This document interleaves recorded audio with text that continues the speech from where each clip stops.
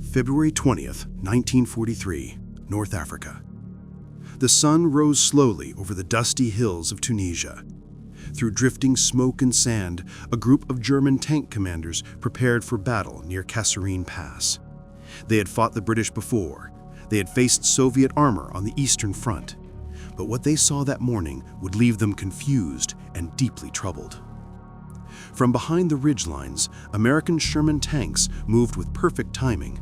5 of them, spread out over rough ground, came together as if guided by one mind. There were no flags, no signal flares, no riders rushing between vehicles. Yet they moved in harmony, each tank covering what the other could not see. German officers couldn't understand how. Their own tanks, equipped with radios that crackled and hissed, struggled to send even the simplest orders. But the Americans, their voices were clear, their timing precise, their movements united. It looked almost supernatural. That morning, the Germans discovered something they hadn't expected. They weren't fighting just tanks. They were fighting an connected army. And the secret behind that connection was invisible. 2 years earlier, in July 1941, American engineers began working on a new kind of communication system. They weren't building stronger armor or bigger guns. They were building something far more important, a way for soldiers to hear each other, even in the chaos of war. The project was called the Signal Corps Radio, and the model numbers SCR 508, SCR 528, and SCR 538 would soon be known across the Army. These radios would become standard in every medium tank, and they would quietly change the course of the war. Behind this transformation was a company named Galvin Manufacturing, later known as Motorola. Their engineers, men like Daniel Noble and Henryk Michnowski, believed that clear communication could win battles just as surely as bullets. They worked night and day, turning car radio technology into battlefield equipment that could survive heat, shock, and mud. What they built was more than a radio. It was a lifeline. Each Sherman tank carried one of these new radios. Heavy, yes, almost 180 pounds, but powerful. It could send messages 5 times farther than the German sets. While the German FUG-5 radio reached barely a kilometer when moving, the American SCR 508 could talk clearly for miles. Even more revolutionary was the technology inside. It used frequency modulation, or FM, instead of the old amplitude modulation, or AM. That single change meant everything. German radios using AM picked up every noise: engine spark, gunfire, static. But FM ignored the noise. It carried only the human voice, clear, steady, calm, even in the middle of an artillery barrage. To the Americans, it meant they could talk through the storm. To the Germans, it meant silence. When American armor first landed in North Africa during Operation Torch in November 1942, few people noticed the new radios. But within weeks, their effect became obvious. German divisions, veterans of years of combat, struggled to keep order once their command tanks were hit. Only 1 or 2 tanks in a platoon could transmit messages. The rest could listen, but not reply. So when a leader was destroyed, the others fought blind. The Americans had no such weakness.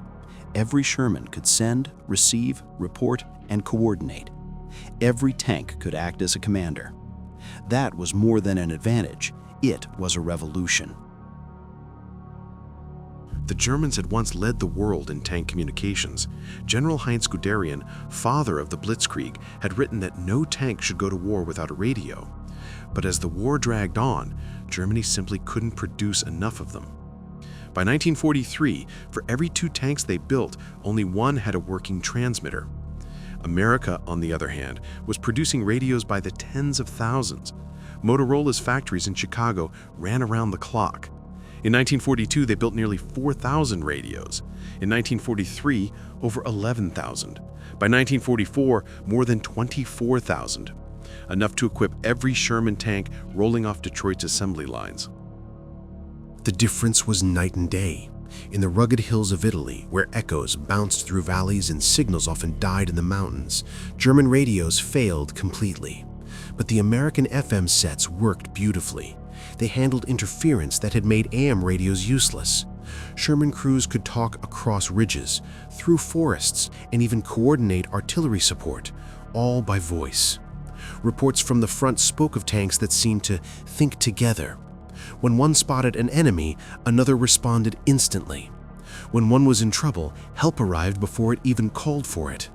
It was as if the American armor shared a single nervous system. By 1944, during the Normandy landings, the system reached its full potential. Sherman tanks landing on the beaches stayed in contact with naval ships offshore. That coordination, tanks, infantry, artillery, and ships, all linked by radio, was something no other army in the world could match. Still, there were challenges.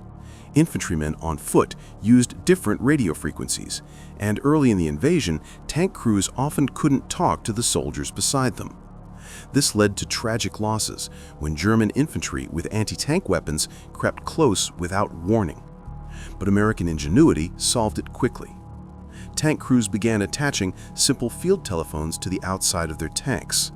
Infantrymen could pick up the receiver, call inside, and talk directly to the crew. It was a small fix, a box and a wire, but it saved countless lives. By Operation Cobra that summer, this simple change turned chaos into coordination. Tanks and infantry moved as one body, sight, sound, and speed, unified by radio. The Germans couldn't understand it. They believed the Americans must have trained for years to achieve such discipline. In truth, the secret wasn't training, it was technology.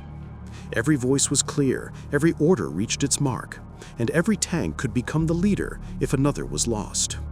At battles like Aracourt in 1944, American forces faced superior German Panther tanks, heavier armor, bigger guns.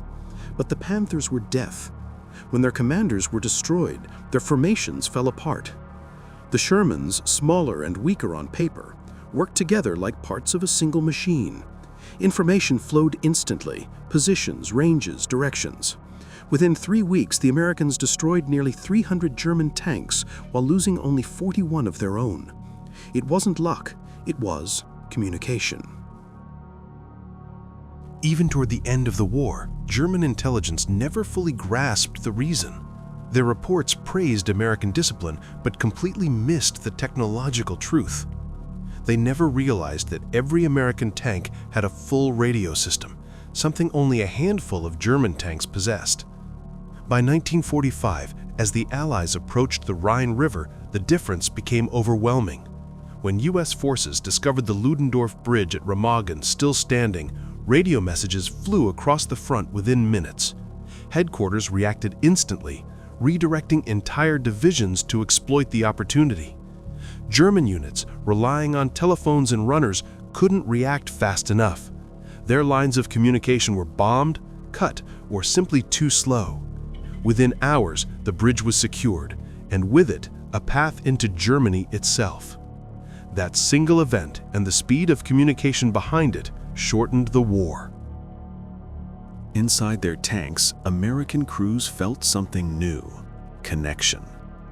Even when isolated by smoke or terrain, they were never alone. A voice was always there, calm and clear, reminding them they were part of something larger. German crews, by contrast, fought in silence. Without contact, they faced battle after battle in lonely isolation. Some of Germany's best tank commanders, like Otto Carius, later wrote about that emptiness, the frustration of fighting blind while the enemy seemed to move with one mind. After the war, American engineers examined the German equipment they captured. They found what they already knew. The technology gap had been immense. German radios were 5 years behind, fragile, noisy, and limited. Soviet engineers reached the same conclusion and later copied American designs for their post-war tanks. The numbers told the story clearly. American radios produced over 50,000 units. German FUG-5 transceivers, barely 6,000. American tanks equipped, nearly 100%. German tanks with full radios, about 20%. On the battlefield, those numbers meant life or death. The average time for an American unit to call and receive artillery support was just 5 minutes. For the Germans, often 30. That gap, invisible but real, changed history. The lesson carried far beyond World War II. Modern tanks, like the American Abrams or the German Leopard, still rely on the principles first proven in the Sherman's SCR 508. Every vehicle is connected, every commander linked in real time. Digital signals now replace the crackling analog voices of the 1940s. But the foundation remains the same. Communication wins wars. In the Gulf War of 1991 and again in 2003, American and coalition forces proved it once more. Superior coordination, not just firepower, led to victory. The network defeated the platform, just as it had half a century earlier in Tunisia. In the end, the most powerful weapon of the American tank wasn't its gun or its armor, it was its voice. Through the noise of engines and battle, through the dust of deserts and the rain of Europe, that voice carried orders, warnings, encouragement, and hope. Every Sherman tank was more than steel. It was part of a living network, an invisible web of words and signals that turned thousands of individual crews into one united force. The Germans learned too late what they were truly up against. As one captured officer reportedly said after the war, "We knew how to build better tanks, but you knew how to make them work together." That, more than anything, defined the war's outcome. The invisible weapon wasn't made of metal, it was made of sound and connection.